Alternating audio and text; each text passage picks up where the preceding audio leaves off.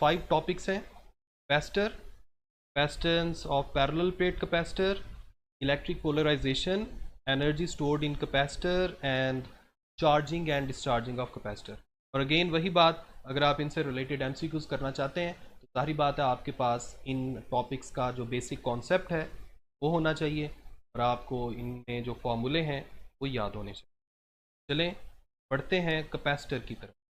सबसे पहला इसमें क्वेश्चन है the unit of capacitance is. अब जानते हैं इसका ऐसे यूनिट होता है farad. 1 farad is equal to coulomb per volt. ये कैसे आएगा? हम जानते हैं कैपेसिटेंस का ये बेसिक फार्मूला होता है। यहाँ से कैपेसिटेंस की जगह आपने फैरड लिख लिया, चार्ज कूलम और पोटेंशियल की जगह वोल्ट आ गया, तो coulomb divided by volt. Capacitor is perfect insulator for direct current. असल में इसका मतलब क्या है कि कैपेसिटर को जब हम फुली चार्ज कर देते हैं तो डायरेक्ट करंट यानी बैटरी जो आपने अटैच की हुई है उसकी वजह से जो करंट है उसका फ्लो रुक जाता है। अब इसका जो इसकी जो थ्योरी है वो मैं इंशाल्लाह आपको चैप्टर 16 में, जब मैं आपको कैपेसिटर के साथ अल्टरनेटिंग करंट सप्लाई करके बताऊंगा कि वो उसका फ़्लो कैसा है कैपेसिटर के थ्रू, तो फिर आपको इन दोनों में जो कंपैरिजन है वो आप कर सकेंगे। तो इंशाल्लाह अभी आप बिल्कुल सिर्फ आंसर याद रखें, जितनी आपको बातें बता चुका हूँ सिर्फ उतनी बातें याद रखें। इंशाल्लाह चैप्टर 16 में जाके हम मज़ीद इसमें चीज़ें डिस्कस करेंगे। क्वेश्चन नंबर 1 है अगले टॉपिक का, when air is used between the plates of parallel plate capacitor then its capacitance is A epsilon naught over d. या आपने capacitance of parallel plate capacitor का फार्मूला निकाला था। इसके बाद अगले टॉपिक का पहला क्वेश्चन है अ dielectric medium is placed between the plates of parallel plate capacitor, it's capacitance increases.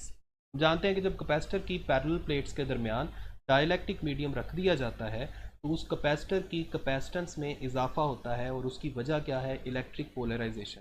मैंने आपको ये टॉपिक बताया था। अगर आपको अभी कोई बातें कंफ्यूज कर रही हैं या समझ नहीं आ रही तो आप वो जो इलेक्ट्रिक पोलराइजेशन वाली वीडियो है उसको बड़े गौर से देख लें, आपको बातें क्लियर हो जाएंगी। क्वेश्चन नंबर 2 है जी, two equal and opposite charges separated by small distance form a dipole. ये भी इलेक्ट्रिक पोलराइजेशन वाले टॉपिक में हमने बात की थी। When dielectric is placed in an electric field it becomes polarised. ये भी उसी टॉपिक में हमने डिस्कस किया था। Due to polarisation electric field decreases. कैसे डिक्रीज करती है? हमने ये बात की थी कि फ़र्ज़ करें ये कैपेसिटर है जिसको आपने चार्ज किया हुआ है और इसकी इलेक्ट्रिक फील्ड की डायरेक्शन क्या होगी? पॉजिटिव से नेगेटिव प्लेट की तरफ। फ़र्ज़ करें मैं उसे ई से जाहिर कर देता हूँ।